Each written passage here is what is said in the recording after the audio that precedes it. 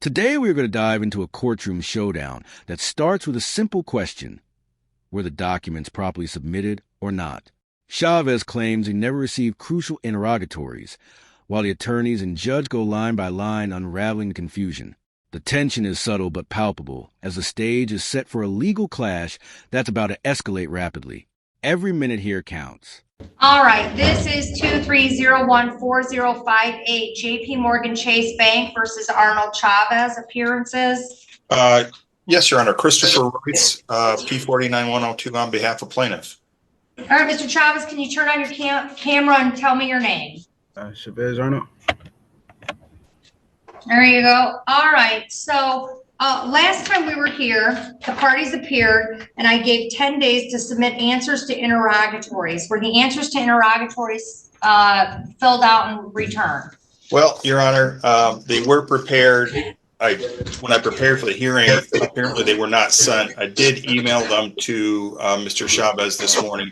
However, the document production requests were, all documents were produced within days of the hearing, Your Honor. All right, so Mr. Chavez, do you have all of that now? No, like he said, I didn't. After 10 days, he just said, I mean, I could check my email, but I haven't received anything from him. Did you receive all the documents you requested? No. Mr. Royce, when were they sent? They were sent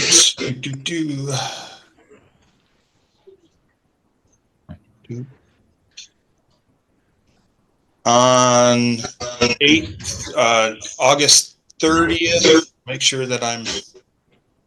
No, we had a hearing on, maybe I have that on 10/24. We were waiting for answers to interrogatories. Yeah, the interrogatories mostly related to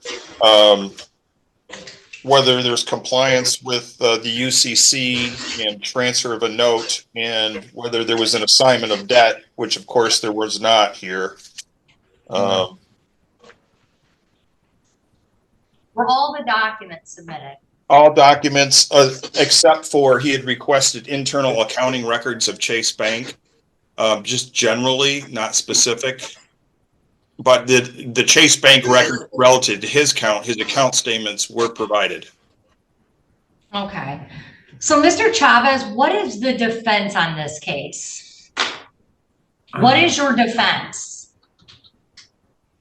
Well, I needed to see one of the documents. Well, my defense is that, you know, I've been researching the law and, you know, the powers of the banks, and it's more of a accuracy of the actual accounting that I'm trying to make sure, and, you know, make sure that everything is accurate. So it's not my intent to not pay anything. Now it gets interesting. Chavez tries to defend himself by questioning the accounting and claiming he's a lender, not the debtor. The judge patiently dismantles his unconventional reasoning, making it clear the issue is simple. A credit card balance remains unpaid. The courtroom crackles with suspense as logic and law collide with Chavez's baffling arguments. But I need to know, you know, based off the accounting, that I am paying what I'm supposed to be paying. And based off of what they're saying, your last payment, I mean, back on 5/15/23, you owe $3,398.36.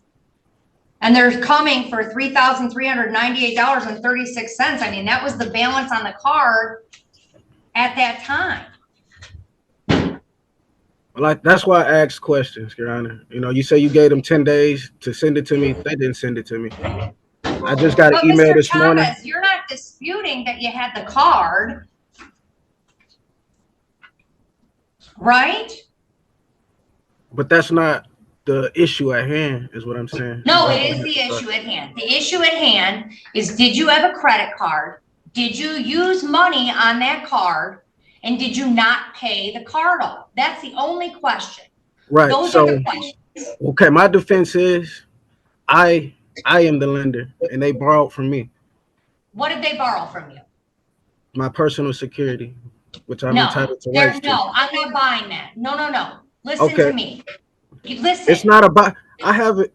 I'm going by the law, Your Honor. I'm not just making up anything. No, you're not going by the law. You're making up the law as you go along. You took a credit card on. You agreed with that.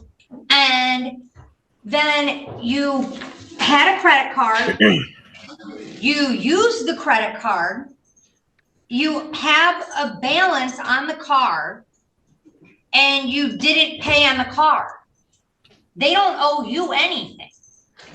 So so when I asked for the application, the evidence that opened up the account, because they go by GAAP accounting principles. If my application opened up the Here, the procedural battle heats up.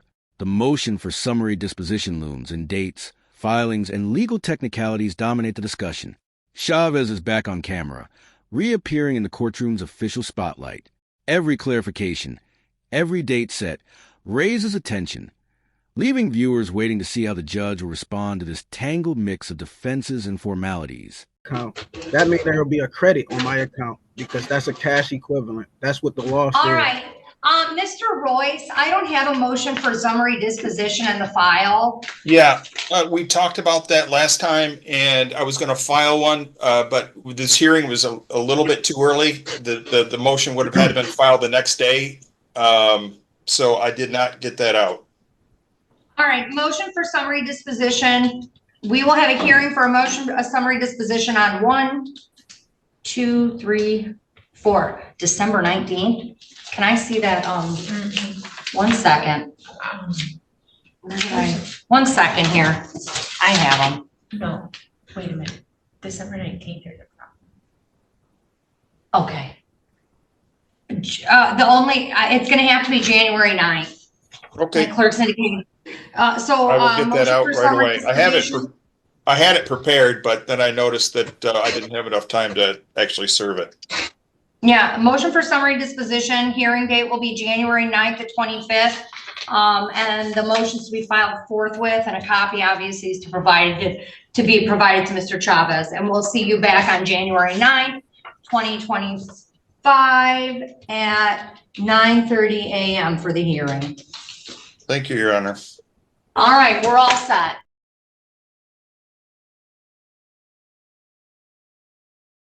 All right, and I've got Mr. Chavez back. Do I have Discover Bank still? Yes, Your Honor. All right, Mr. Chavez, can you turn on your camera and your microphone, please, sir? All right, we're back on 24010674.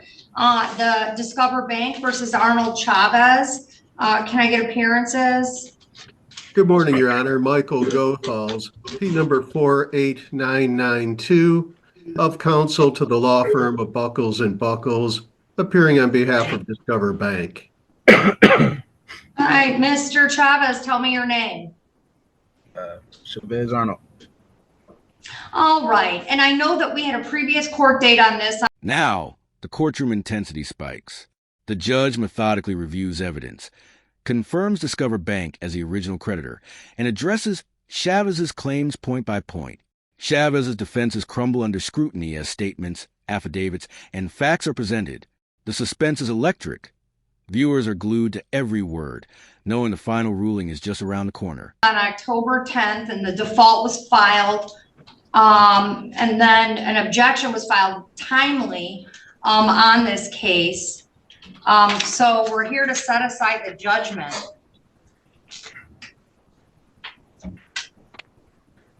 What's your motion, Mr. Chavez?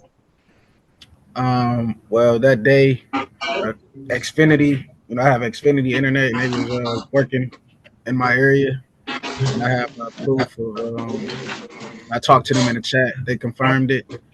And I have they gave me a bill credit to inconvenience, so that's why I wasn't able to attend, because I was having problems with my internet.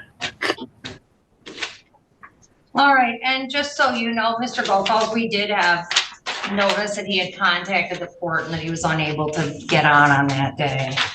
Oh, he contacted the court on October 10th? I'm not sure if it was on October 10th, but it was shortly thereafter. If it wasn't October 10th, that he was having internet issues and could not get on. So here's what we're doing. I'm assuming, Mr. Chavez, do you have a defense on this case? I just want to go through the due process. Okay, all right, here's what we're going to do. I'm setting a date. So what do we need discovery on this? What, Mr. Gothal, so this is a credit card bill. Yes, Your Honor, a Discover card. All right, and this is Discover Bank, so there's no issue as to whether or not it's transferred hands. No, Your Honor, we represent the original creditor. All right, and I see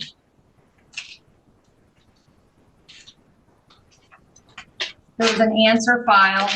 All right, this is an account stated under MCR 2.116, parent I. This court is making a ruling immediately based on the pleadings. The answer from Mr. Arnold indicates that he does not dispute that the card was taken out. The only dispute he appears to have is that a few paragraphs here, he does not agree with the fact that by virtue of defendant's default and breach, the entire balance of the account is now due, and these statements were attached, that the contract and or monthly statements are written instruments, evidence indebtedness with a specified interest rate, and that he disputes whether or not it's. And here it is, the climax. The judge delivers a decisive ruling, granting the motion for summary disposition and awarding $4,378.29 to Discover Bank. Chavez is sternly warned against wasting court resources. The courtroom clears, tension releases, and the case is closed.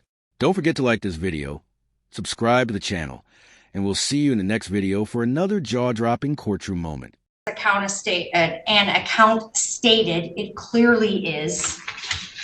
It's the original creditor. There's no sort of defense regarding assignment on this case. The balance at the time of the complaint was $4,378.29. Under MCR 2.116, parent I, parent 1, if the pleadings show that a party is entitled to judgment as a matter of law, or if the affidavits or other proofs show that there is no genuine issue of material fact, the court shall render judgment without delay, and the court is doing so. Well, I have affidavits that support what I'm saying, but I will want to enter into this as evidence.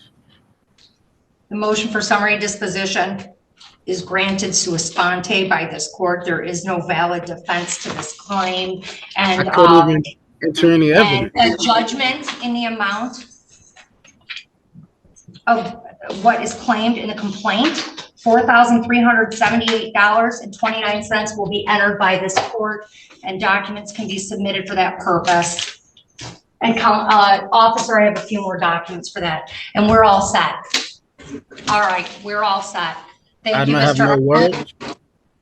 Mr. Arnold, I have ruled against you. I am allowed to do so on the court rules. You filed an answer. It's the appropriate response to this. You're not going to make a mockery of the judicial system, which is what you're attempting to do. You're also not going to waste this court's time and resources on cases, on arguments that are invalid. I'm not wasting any more time on it. We are done. Thank you. Thank you, Your Honor.